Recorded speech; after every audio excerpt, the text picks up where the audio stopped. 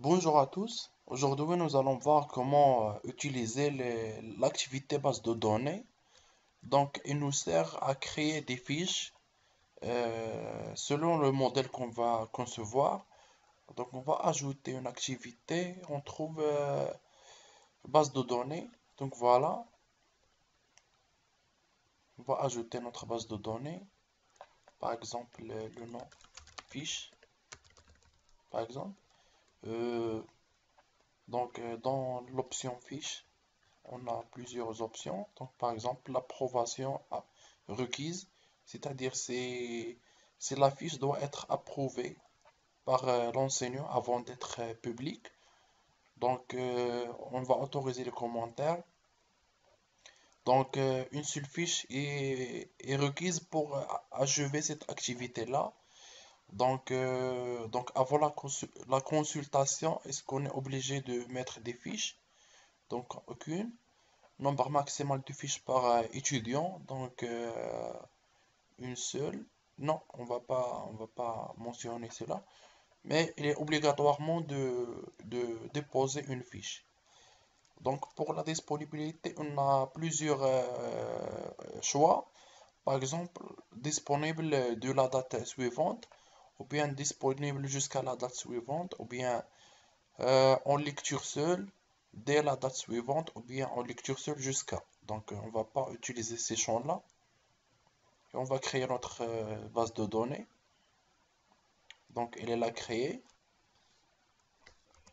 Donc maintenant on va accéder à notre base de données pour créer les champs qui vont concevoir le modèle.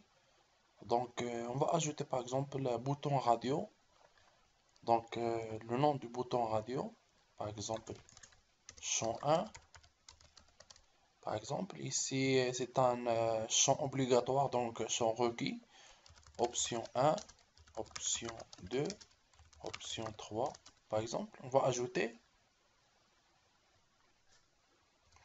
Donc, on va ajouter d'autres champs, par exemple la case à cocher.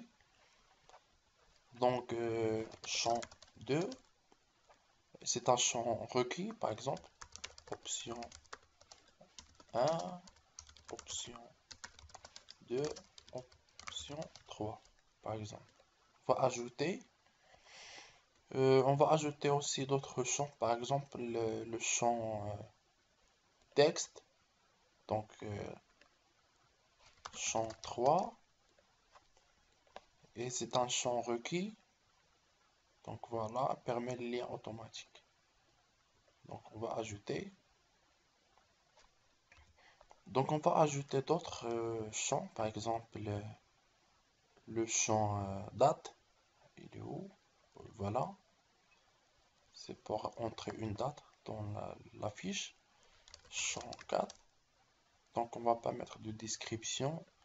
Il va être automatiquement créé pour recevoir une date. On va ajouter aussi par exemple le champ, par exemple fichier, par exemple, pour mettre des fichiers dans la fiche. Donc champ 5, c'est un champ requis par exemple, et on va mettre par exemple définir la taille maximale du fichier. On va la laisser au maximum. On va ajouter. On va ajouter un dernier champ, par exemple le champ URL, adresse URL. Donc c'est juste pour le test. Champ 6, 6 ou bien 7. Donc lien automatique de l'URL. Oui, le champ, c'est un champ qui est, on peut le mettre qui n'est pas requis ou bien obligatoire. Et ouvrir le lien dans un nouvel onglet ou bien fenêtre. Donc on va pas imposer de nom pour le lien, on va seulement ajouter. Donc voilà, maintenant on a créé notre champ, notre fiche. Il suffit maintenant d'enregistrer notre modèle. Cette étape est obligatoire avant de pouvoir utiliser. Voilà, donc c'est pour la création. On va enregistrer le modèle. Il est bien enregistré. Donc voilà, il suffit maintenant de répondre ou bien de déposer des fiches par les étudiants. Donc, on va prendre le rôle de l'étudiant. Donc, pour répondre à cette base de données ou à cette fiche, on va continuer. Donc, clique sur continuer.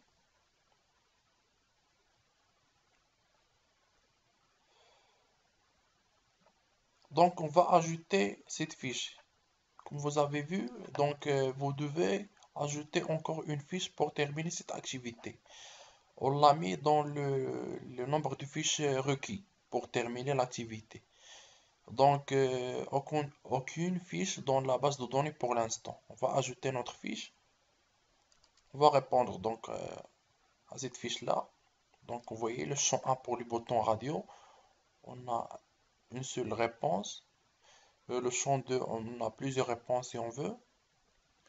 Et le champ 3 pour le texte, par exemple, texte 1. Donc le champ de la date, par exemple, on va le laisser le 9 novembre, par exemple. Et le champ de fichier, on va déposer, par exemple, ce fichier-là. On va ici mettre le lien, par exemple, de notre plateforme. C'est juste pour le test, par exemple. Et pour le texte, on va mettre, par exemple, texte, si on veut. Donc, on va enregistrer et afficher la fiche qu'on vient d'ajouter. Donc, voilà, elle est bien ajoutée. On peut rechercher les autres fiches, mais pour l'instant, on n'a qu'une seule réponse. Lorsqu'on va revenir à notre rôle de l'enseignant, on pourra consulter la fiche qui a été ajoutée.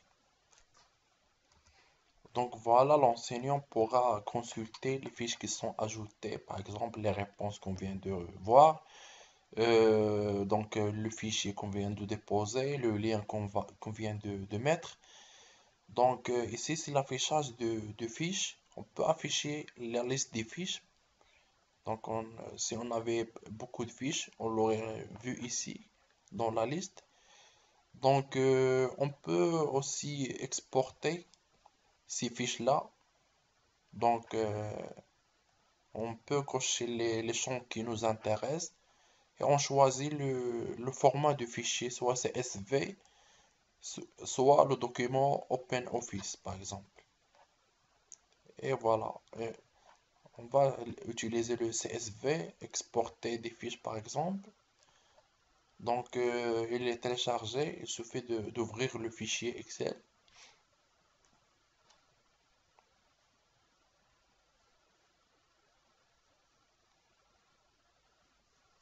Et voilà, comme vous voyez, les champs sont téléchargés dans un fichier CSV qu'on peut consulter sur notre PC. Donc, voilà, on peut ajouter d'autres champs après si on veut, c'est-à-dire modifier la fiche. Donc, voilà, on peut ajouter d'autres. Et donc, voilà, c'est le principe d'utilisation des bases de données.